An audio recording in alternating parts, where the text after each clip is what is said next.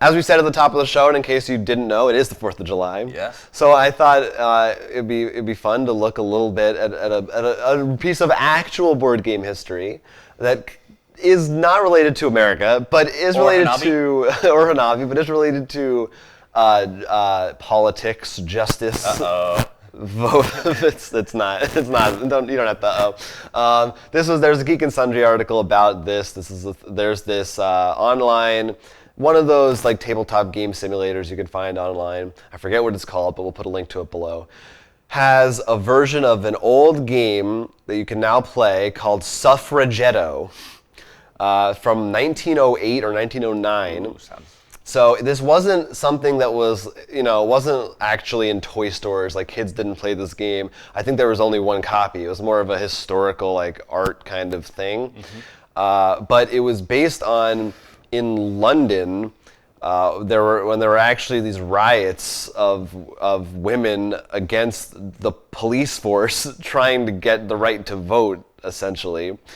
And the way what the game is it's 2 players. One team is the police and one team is the suffragette women. Okay. And you actually move your pawns and you're trying to get people into the other person's base, more or less. I forget, they each have a different base, but it is kind of weird because if you jump over someone's piece, they're disabled, and what it is if you disable the police, they go to the hospital, and if you disable a woman, they go to jail, as they're gonna get arrested.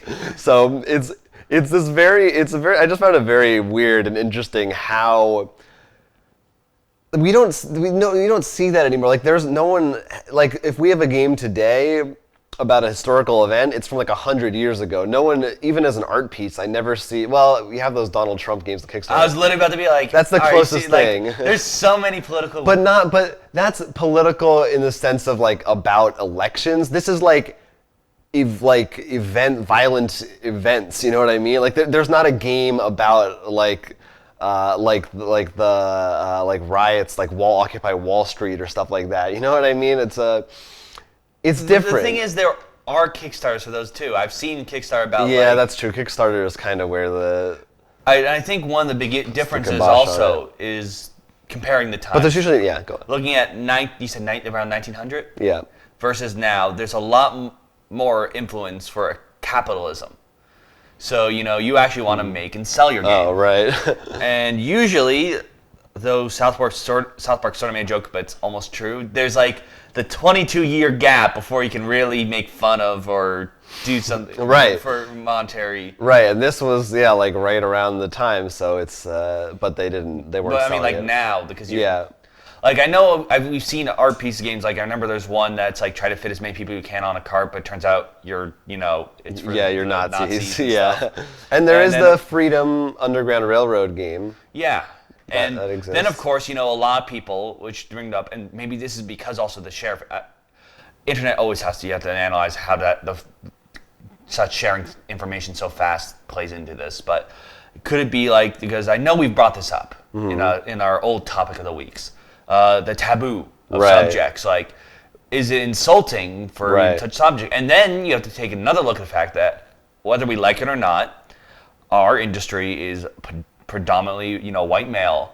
So is it insulting then if we were to do a subject, for example, on Black Lives Matter or something like that? Like, I mean, don't really have it's a very touchy subject. It's hard to, especially as a game, because you have to. Where do you draw the line between entertaining and fun to play and meaningful and talking about something? And then and should those two be together or not? Right.